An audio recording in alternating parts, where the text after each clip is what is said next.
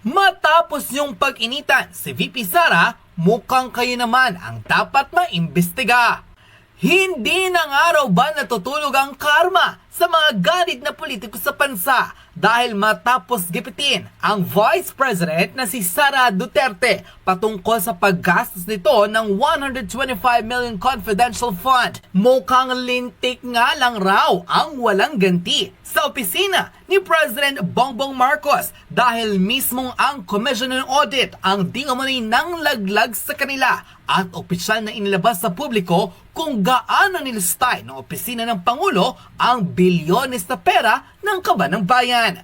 Sa nasabing official report ng Commission on Audit, iniulat nila sa taong bayan na ang opisina ni President Bongbong Marcos ang may pinakamalaki na gastos pagdating sa confidential at intelligence fund sa taong 2023 na umabot sa 4.56 billion pesos. Ito ang nakakalulang presyo o halaga ng pera ng taong bayan na tila dapat raw imbestigahan dahil hindi raw nila alam kung saan napupunta ang kaban ng bayan. Ayon sa official report na inilabas ng Abante tonight, Office of the President gumastos ng higit sa 2 billion pesos confidential funds noong 2023. Gumastos ng mahigit sa 2.2 billion confidential fund noong 2023 ang Office of the President na katulad ng halaga noong nakarang taon ayon sa Commission on Audit. Batay sa 2023 audit report na inilabas ngayong buwan, gumastos ang Office of the President ng 4.57 billion pesos sa confidential, intelligence, and extraordinary expenses, mas mataas kaysa sa 4.50 billion pesos na naitala noong 2022. Sa halagang ito, 2.2 billion ang ginamit para sa confidential expenses at 2.3 billion pesos naman para sa intelligence at mahigit sa 10 million pesos para sa extraordinary and miscellaneous expenses. Ayon sa COA, ang confidential funds sa ilalim ng Office of the President ay ginagamit para sa mga gastusin na may kaugnayan sa surveillance activities in civilian government agencies intended to support the mandate or operations. Nauna nang iniulat ng COA ang 375 million pesos confidential expenses ng Office of the Vice President noong 2023. Unquote. Ayon sa mas malinaw na report na inilabas ng Commission on Audit, naglustay ang opisina ng Pangulo ng mahigit sa 2.2 billion pesos pagdating sa confidential fund at 2.3 billion pesos naman pagdating sa intelligence fund sa taong 2023 na may kabuuang gastos na 4.56 billion pesos, di hamak na mas malaki ng 90+% sa nagastos ng Office of the Vice President na mahigit sa 375 million pesos lamang.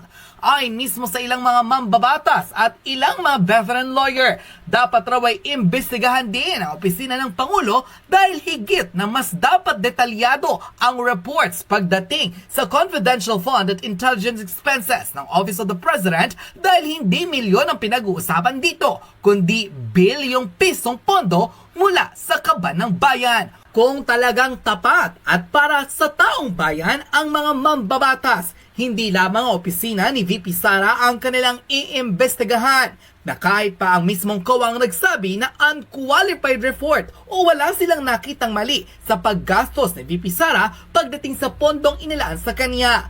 Ang opisina naman ng Pangulo ay dapat raw daw busisiin ng ilang mga nasa Kongreso dahil para sa kanila, kung totoong naglilingkod sila sa bayan, wala silang sasantuhing imbestigahan, maging ang opisina man ng pinakamatas na opisyales ng pamahalaan.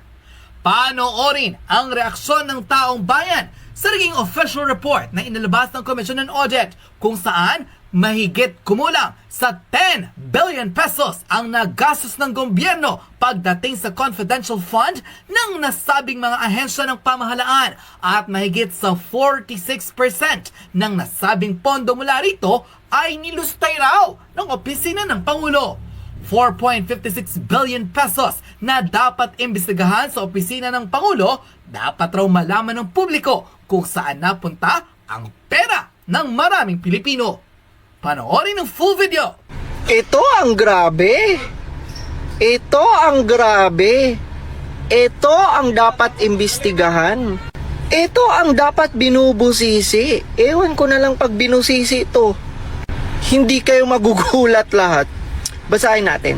Look, confidential and intelligence funds expenses hit 10 billion in 2023 with the Office of the President posting the highest expenses. 2.25 billion confidential funds, 2.31 billion Intel funds, according to COA's 2023 annual financial reports on national government agencies. Grabe, ang laki nito! Diyos ko!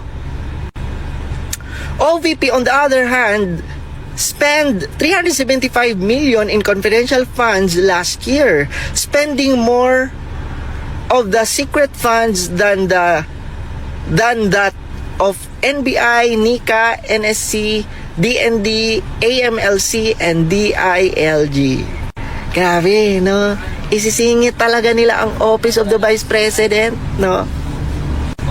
Hindi ba pwedeng pag magbalita kayo, dapat Office of the President alone lang? Grabe, no? Isisingit talaga nila ang Office of the Vice President. Na Diyos ko, kung titignan mo, grabe, billion ang confidential at intelligence funds ng Office of the President, pero hindi man lang nila binubusisi, hindi man lang nila chine-check, hindi man lang nila tinitignan. Napaka-unfair talaga, mga lods.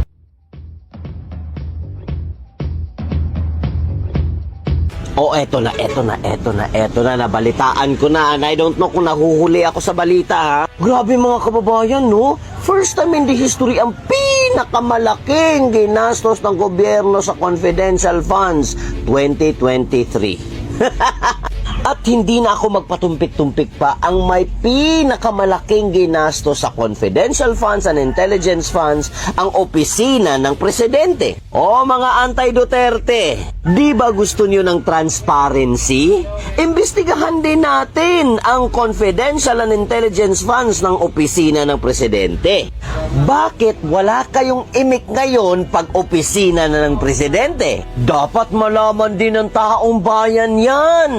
Dapat malaman ng taong bayan kung paano ginasta, kaya dapat imbestigahan. Hindi na mahalaga kung hindi dapat pag-usapan kasi makunat naman talaga kayo sa totoong meaning ng confidential funds. Akala ko ba transparency? Nasaan na? Dapat malaman din natin na taong bayan ang confidential and intelligence funds ng Office of the President kung saan ginastos ng tama at saan din yung binulsa. Kung may binulsa ba talaga.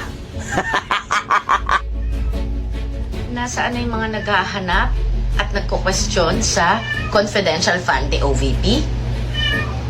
O, bakit hindi nyo tignan ang confidential ng mga departamentong ito at ang mga presyo ng confidential fund na nasa kanila? Office of the President, 4.5 billion. DND, 1.8 billion. National Defense and National Intelligence Coordinating, halos mag-1 bilyon.